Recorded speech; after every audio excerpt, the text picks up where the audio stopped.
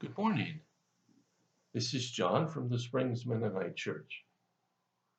Well, I'm here at the end of the week, a week I've been talking about God hearing us, and I want to finish up this topic with a really powerful verse or a couple of verses.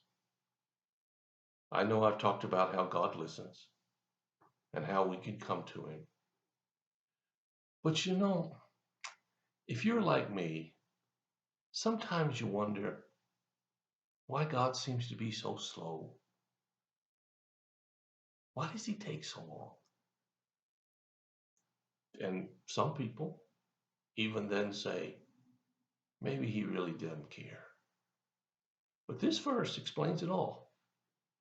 And I think it's a great way to end this topic from 2 Peter chapter 3, beginning with verse 8. Here's what it says. But you must not forget this one thing, dear friends. A day is like 1,000 years to the Lord. 1,000 years is like a day. The Lord isn't really being slow about His promise, as some people think. No, He's being patient for your sake. He does not want anyone to be destroyed, but wants everyone to repent. Well, let's think about this for a minute. It starts out, you must not forget this one thing. Now, I don't know about you, but I forget a lot of things. Uh, some people laugh about having senior moments. And I think I've been having senior moments long before I became a senior. I just forget sometimes. It's not intentional. I'm not passive aggressive so I can get my way. I just forget. And maybe you do too. But this is something that Peter says, don't ever forget. And what is it? A day is like 1,000 years to the Lord, and 1,000 years is like a day. What on earth does that mean? Well, the first part, a day is like 1,000 years. We can figure that one out. But the other one, 1,000 years is like a day. I know it emphasizes the first part, but really, what it's saying here is that God's timing is very different than ours. You see, you and I are restricted by what philosophers call time and place. My body can't go anywhere else but where it is right now. I know in Star Wars they can beam you up, but nobody's beaming me up. And as the offering says, you can't be in two places at the same time. I am stuck with this physical place. And I'm also stuck with the notion of time, 24 hours a day.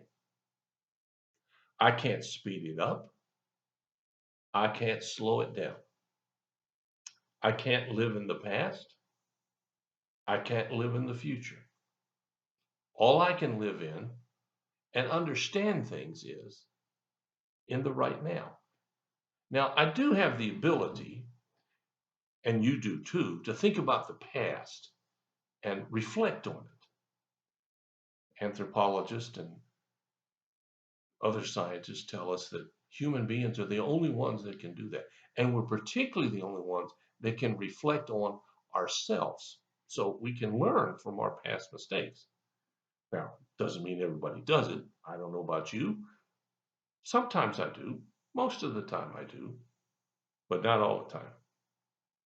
But in any case, it's saying here that God's time is very different from yours and me. God looks at time through the lens of eternity. We look at it through the lens of human restrictions of time and space. or place.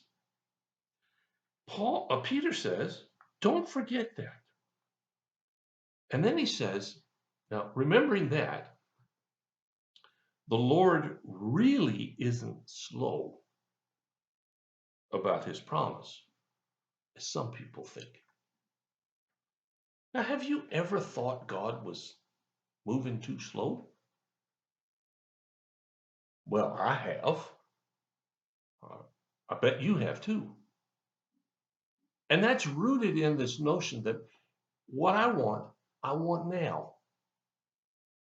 Because now is the only thing I have to work with. Tomorrow might be okay, provided I think I've got that much time left. But I'd really rather have it now. And the more frustrating, the more difficult, the more serious, the more hurtful, the more devastating the situation is, the faster I want relief. I'm human. So are you. If you've had any thoughts, anyone close to these, okay, you're in good company. I mentioned that to a guy recently who said something about, I can't ever remember doing such and such. And I said, well, I can explain it. And he said, how? I said, you're human. You're not perfect. And though he really knew that, he was perturbed by it. And I understand that. I respect that. But it says here that God isn't slow like many people think. Why is he not slow? Well, it's not because he didn't hear or he doesn't listen or he isn't going to act, but it's because his time frame is so much, much bigger than ours. Now, the advantage of his time frame is this last part. I'll read it again. He's being patient for your sake. He does not want anyone to be destroyed, but wants everyone to repent. Do you ever think about God seemingly being slow to do something for your benefit? I mean, this is saying that this is not accidental or haphazard. It's intentional. And God is directing the process of your life. And however long the delay is, doesn't matter. Because he wants everyone to repent and walk with him. He doesn't want anybody to be destroyed. And sometimes, maybe in retrospect, I can see it, but sometimes what I want would cause someone else to be greatly harmed. If I really knew that, I'd change my mind. But the good news is, God's in charge of all this, not me.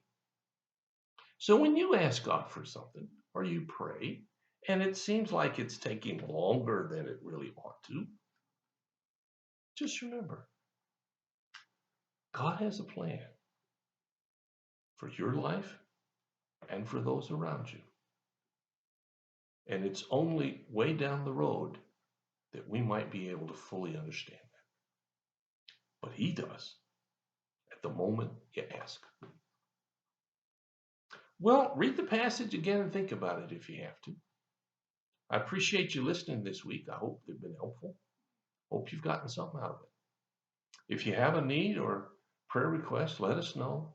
We'll do everything we can as fast as we can to help meet your needs. Until next time, next week, have a great weekend. Be safe. I'll talk to you again.